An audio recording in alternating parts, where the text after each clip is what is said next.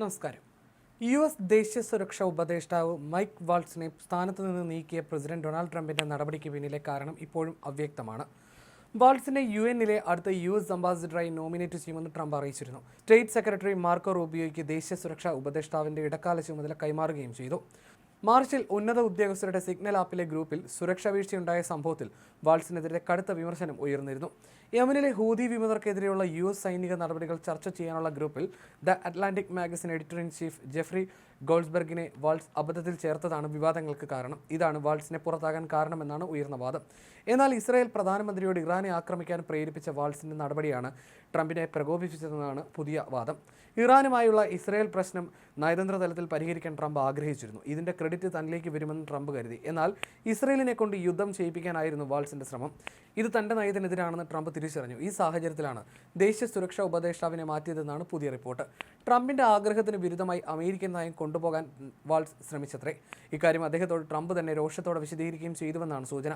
താങ്കൾ അമേരിക്കൻ പ്രസിഡന്റിന് വേണ്ടിയാണ് പ്രവർത്തിക്കേണ്ടത്, മറ്റൊരു രാജ്യത്തിന്റെ പ്രസിഡന്റിന് വേണ്ടിയല്ലെന്നും ട്രംപ് വിശദീകരിച്ചതായിട്ടാണ് റിപ്പോർട്ട്. ഇതിന് പിന്നാലെയാണ് വാൾട്സിനെ മാറ്റിയതെന്നാണ് വാഷിംഗ്ടൺ പോസ്റ്റ് റിപ്പോർട്ട് ചെയ്യുന്നത്. ഈ വിഷയത്തിൽ ഇതുവരെ വൈറ്റ് ഹൗസ് ഔദ്യോഗികമായി പ്രതികരിച്ചിട്ടുമില്ല. നേരത്തെ വാൾട്സ് സ്ഥാനമൊഴിയുമെന്ന് അമേരിക്കൻ പ്രസിഡന്റ് ഡൊണാൾഡ് ട്രംപ് ഔദ്യോഗികമായി സ്ഥിരീകരിച്ചിരുന്നു. യുണൈറ്റഡ് നാഷനിൽ അമേരിക്കയുടെ അംബാസിഡറായി അദ്ദേഹം സേവനം അനുഷ്ഠിക്കുമെന്നും ട്രംപ് കൂട്ടിച്ചേർത്തു. യമനിൽ ഹൂതികൾക്കെതിരായ സൈനിക നടപടികൾ ആസൂത്രണം ചെയ്ത ഗ്രൂപ്പ് ചാറ്റ് ചോർന്നതിന്റെ പശ്ചാത്തലത്തിൽ വാൾട്സ് രാജിവെക്കുമെന്ന് അമേരിക്കൻ മാധ്യമങ്ങൾ നേരത്തെ റിപ്പോർട്ട് ചെയ്തിരുന്നു. സംഭവത്തിന്റെ ഉത്തരവാദിത്തം അദ്ദേഹം സ്വയം ഏറ്റെടുത്തിരുന്നു.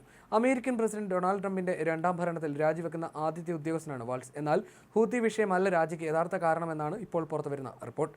ഐക്യരാഷ്ട്ര സംഘടനയിൽ US-ന്റെ അടുത്ത അംബാസിഡറായി മൈക്ക് വാൾട്സിനെ നാമനിർദ്ദേശം ചെയ്യുമെന്ന് പ്രഖ്യാപിക്കുന്നതിൽ എനിക്ക് സന്തോഷമുണ്ട്. യുദ്ധക്കളത്തിൽ യൂണിഫോമിലിരിക്കുന്ന കാലം മുതൽ കോൺഗ്രസിലും എൻ്റെ ദേശീയ സുരക്ഷാ ഉപദേഷ്ടാവ് എന്ന നിലയിലും മൈക്ക് വാൾട്സ് നമ്മുടെ രാജ്യത്തിൻ്റെ താൽപ്പര്യങ്ങൾക്ക് മുൻഗണന നൽകാൻ കഠിനമായി പരിശ്രമിച്ചിട്ടുണ്ട്.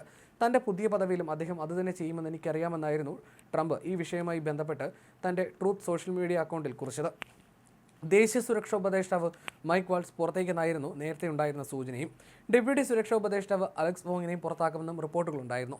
യമൻ ആക്രമണവുമായി ബന്ധപ്പെട്ടുള്ള സിഗ്നൽ ചാറ്റിൽ മാധ്യമപ്രവർത്തകനെ തെറ്റായി ഉൾപ്പെടുത്തിയത് മൈക്ക് വാൾട്സ് ആയിരുന്നു. യമനിലെ വിമത വിഭാഗമായ ഹൂതികൾക്കെതിരെയുള്ള US-ന്റെ സൈനിക നടപടികൾ മാധ്യമപ്രവർത്തകന് സാമൂഹ്യ മാധ്യമ കൂട്ടായ്മയിലൂടെ ചോർന്നു കിട്ടിയ വിവരം പുറത്തു വന്നതോടെയാണ് സംഭവത്തിന്റെ പൂർണ്ണ ഉത്തരവാദിത്തം മൈക്ക് വാൾട്സ് ഏറ്റെടുത്തത്.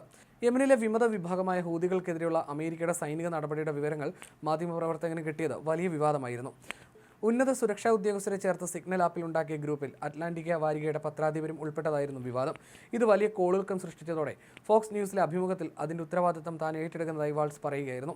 രഹസ്യ വിവരങ്ങളൊന്നും ഗ്രൂപ്പിൽ പങ്കുവച്ചിട്ടില്ലെന്നും അദ്ദേഹം പറഞ്ഞു. പ്രതിരോധ സെക്രട്ടറി പീറ്റ് ഹെഗ്സെത്ത്, രഹസ്യാന്വേഷണ വിഭാഗം ഡയറക്ടർ തുൾസി ഗബാർഡ് തുടങ്ങിയവരുൾപ്പെട്ട ഗ്രൂപ്പിലാണ് അറ്റ്ലാന്റിക് പത്രാധിപർ ജെഫ്രി ഗോൾഡ്സ്ബർഗ് ഉണ്ടായിരുന്നത്. ഗോൾഡ്ബർഗ് വെളിപ്പെടുത്തിയപ്പോഴാണ് ഈ വിവരം പുറത്തായത്. വാൾട്സ് ആണ് ഗ്രൂപ്പ് ഉണ്ടാക്കിയത്. ഗ്രൂപ്പിൽ കൂടി ലഭിച്ച വിവരങ്ങൾ അറ്റ്ലാന്റിക് പ്രസിദ്ധീകരിച്ചിരുന്നു.